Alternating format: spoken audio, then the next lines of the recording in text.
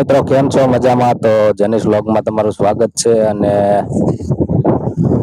આજે આપણે આવી ગયા છે કે પીપાવાવ પોર્ટ, અને સામે આ શિયાળ બેટ છે, આપણે દરિયાની વચ્ચે આવેલું છે, ત્યાં અત્યારે ઊભા છે. અને આપણે વ્લોગ આખો બનાવીશું, યુટ્યુબમાં મૂકીશું, તો તમે જોઈ શકો. આયા દરિયાની વચ્ચો વચ ઘણી વસ્તી પણ રહે છે. અને અત્યારે આપણે પણ દરિયાની વચ્ચે ઊભા છે. અને પાછળની બાજુ જોઈ શકો છો, ત્યાં એક પીર બાબાની દરગાહ છે, સવાઈ પીરની. અને સામેની બાજુ માતાજીનું મંદિર છે, આપણે સિકોતર માનું, દરિયાની દેવી કે. તો હાલો મિત્રો, કેમ છો? મજામાં? ને આપણે તમને ખબર છે કે પીપાવાવ પોર્ટ શિયાળ બેટ જ્યાં આવેલું છે, ત્યાં આપણે જવાનું છે ફરવા માટે.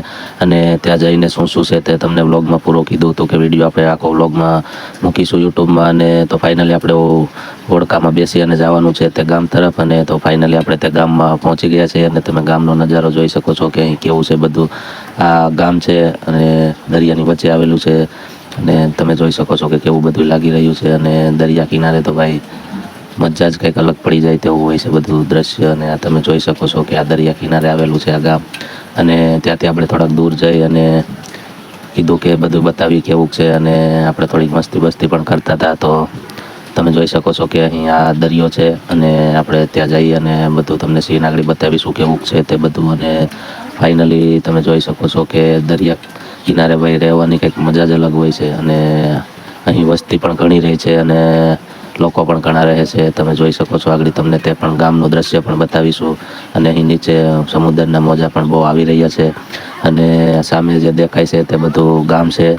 જે ત્યાં બધા લોકો શિયાળ અટક અને શિયાળ બેટ જેને કહેવામાં આવે છે, જ્યાં પાછળની બાજુ દેખાય તે બધું ગામ છે. અને બહુ મોટી વસ્તી છે ભાઈ, કહી શકાય કે ત્યાં લગભગ 10,000ની વસ્તી છે. અને તેના માટે અહીં સ્કૂલ પણ બનાવવામાં આવેલી છે. અને તે લોકો માટે અહીં સ્કૂલ પણ બનાવેલી છે, કારણ કે ત્યાં નાના છોકરા હોય અને બધા ભણતા હોય છે. તો ભાઈ એક આપણે કહી શકાય કે આ બધું સામાન સ્કૂલ બનાવવા માટે કે મકાન બનાવવા માટે કે કોઈ પણ વસ્તુ બનાવવા માટે આ બધું કેમ પહોંચાડ્યું છે તે આપણે એક મનમાં એક પ્રશ્ન મને જ ઊભો થયો હતો કે ભાઈ આ બધું પ્રશ્ન કે આ બધું કેમ ઉગાડ્યું હશે અને કઈ રીતે આ બધું બનાવ્યું હશે.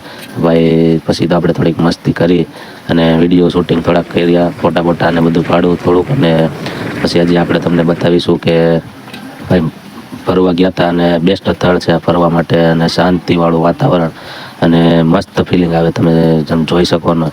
તો ભાઈ જરૂર જાજો અને આપણા વિડીયોને લાઈક કરી દેજો અને સબસ્ક્રાઈબ કરી દેજો.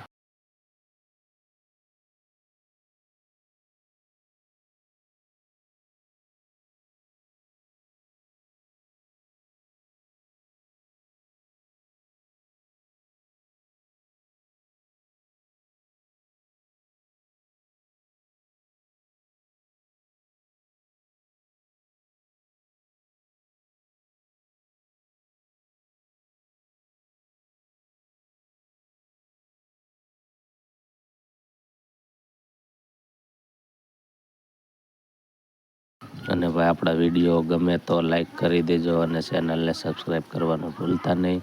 તો મળશું આપણે આવા નવા નેક્સ્ટ વ્લોગમાં. તો તે માટે આપણા પેજને સબસ્ક્રાઈબ કરી દેજો ખાસ ને ખાસ.